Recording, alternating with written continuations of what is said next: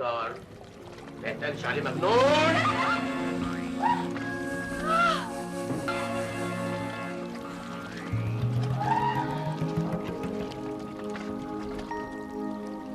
يسكت ليه؟ انا مش سامع حاجه. ركزي معايا. طب نادي ومدافع يا حرفوش. خلينا في اللي احنا فيه وركزي معايا. ها؟ ركزي. حرب يا حرفوش. حرب مش حرب، خلينا في اللي احنا فيه وركزي معايا. ركزي معايا. قلت لك ركزي معايا. ركزي. ها؟ ركزي. الله يرحم والديكي تركزي معايا. أهلا بكم معنا في عرض تحليلي لفيلم رسالة إلى الوالي. ويعد الفيلم أحد الأفلام العربية القليلة اللي دخلت على أورقة المحاكم بسبب ادعاء الدكتور نبيل فاروق إن القصة سرقت من كتيب كان قد أصدره في سلسلة كوكتيل 2000 تحت عنوان المهمة. وقد أدى هذا الادعاء إلى قضية في المحكمة بين كل من نبيل فاروق وكاتب الفيلم بسام إسماعيل، ولم تحسم القضية حتى الآن. ويذكر أن كاتب الفيلم لم يظهر كثيرا في مجال الدراما التلفزيونية أو السينمائية بعد كتابة هذا الفيلم. وبقدر ما اكتسبت أفلام عادل إمام خلال الثمانينيات من شعبية هائلة، فإنه كان يتم تجاهلها من جانب النقد الجاد باعتبارها أفلاما سوقية لا تليق بالمثقفين، برغم أنها كانت على أقل تقدير تستحق التحليل الاجتماعي في التأثير السياسي التي تحققه. فقد كانت هذه الأفلام تمثل منبر ماكر تمارس الجماهير من فوقه نوعا من الديمقراطية الساذجة من خلال سخرية عادل إمام من الواقع. وكانت هذه الجماهير هي حزب عادل إمام غير الرسمي. ولم يكن غريب بالطبع أن يتعامل الإعلام الرسمي مع هذه الأفلام بالتعالي المصطنع أو حتى بالحظ من شأنها أحيانا، حتى أنه لم تتم في تلك الفترة دعوة عادل إمام ولو لمرة واحدة لمناسبة رسمية أو مهرجان ثقافي.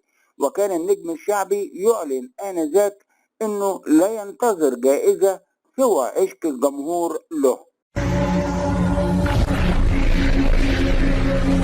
رسالة إلى الوالي هو فيلم مصري تم إنتاجه عام 1998، وهو من بطولة عادل إمام ويسرى وعلاء ولي الدين وعلاء مرسي، وإخراج نادر جلال. أما التأليف لبسام إسماعيل. تحكي القصة في عام 1807 هجمت حملة فريزر الإنجليزية على الإسكندرية واحتلتها، ثم اتجهت نحو رشيد، فاجتمع المحافظ في عزب مع شيخ مشايخ رشيد محمود العراقي، وقرروا بعث رسالة استغاثة لوالي مصر. ووقع اختيارهم على حرفوش ابن برقوق الراكب دار عادل إمام لحمل الرسالة والهروب من حصار الفرنجة على المدينة، واستطاع حرفوش خرق الحصار. فأرسل قائد الفرنجة وراءه بعض الجنود ومعهم 3 من الخونة من أهل رشيد، هم دبور علاء ولي الدين وأبو العينين علاء مرسي ومرعشلي نبيل الهواري. ولكن حرفوش دخل أحد المغارات فدخل وراء الجنود الفرنجة فقتلهم. ثم ظهر له حكيم محمد الدفراوي ممن يتخذون من المغارة معبد، فطلب منه حمايته من الفرنجة، فنقلوا للقرن العشرين للاختباء بشرط العودة للمغارة في غضون 30 يوم. اكتشف حرفوش والخونة ال3 وجودهم بشوارع القاهرة في عصر لم يألفوه بمخترعاته وطباع وعادات أهله. وتوجه حرفوش بحصانه للقلعة لمقابلة الأمير علي بيه الكبير، وظن الحرس أنه يقصد أمير الجماعة الإرهابية، فأبلغوا الأمن اللي قبض عليه، وتم استجوابه في أمن الدولة بقيادة العميد محمد أبو داود والعقيد علي قاعود والرائد محمود طوبار. وبعد 4 أيام من الاستجواب المضنية انتهوا لإرساله لمستشفى المجانين لتبيان صحة قواه العقلية. كريم يا رزاق يا كريم على الصبح، اسمع يا جدع انت، لو عايز تخش القلعة روح اقطع تذكرة. وهناك اكتشف حرفوش ان ال3 الخونة سبقوه، وتشاجر حرفوش ومدير المستشفى الدكتور هشام سعيد عبد الغني اللي أخضعوا لجلسة كهرباء أنهكت قواه، ووجد المشرفة الاجتماعية إيناس يسرى تعاطفت معاه وكانت صدر حنون له ومالت لتصديقه، وأخذت متعلقاته من خنجر ورسالة وذهبت بهم لتاجر الآثار عدلي مصطفى مدبولي اللي عرف قيمتهم الأثرية وأيقن إنهم قد استخرجوا من كنز حرفوش بمنزله الأثري بالجمالية، وأن المجنون الذي قبض عليه يعرف مكان الكنز، فسعى بمعاونة الدكتور هشام للاستيلاء على كنز حرفوش،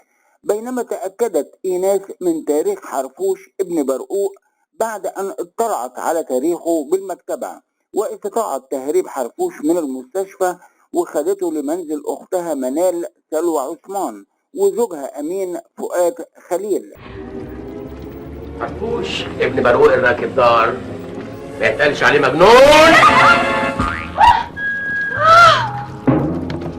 فحال حياتهم إلى جحيم بسبب جهله بالمخترعات الحديثة، فحطم لهم الشقة وخصوصا الحمام، وأرسل عدل رجاله لخطف حرفوش ولكنه هرب منهم وتوجه للقلعة حيث دخل متحفها ليكتشف أنه في عصر غير عصره وأن عليه العودة لعصره مرة أخرى، ولكن عدلي اختطف إيناس مقابل الكنز، ولكن حرفوش ومساعدة الخونة الثلاثة قتلوا هشام وعدلي وأنقذوا إيناس وطاردهم البوليس حتى دخلوا المغارة عائدين لعصرهم.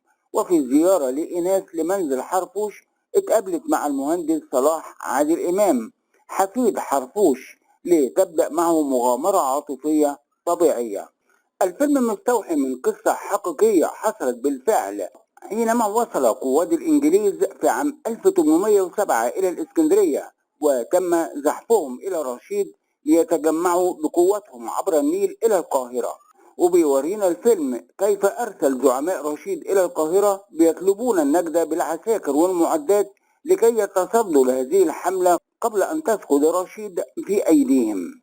فيلم رسالة إلى الوالي ليس من خيال المؤلف الفيلم أو معد السيناريو والحوار، وهذا عمل طيب منهم، فقد أضاف المؤلف كثيرا من التوابل للفيلم ليخرج الفيلم فكاهيا يقبل عليه الناس كأسلوب أفلام عادل إمام.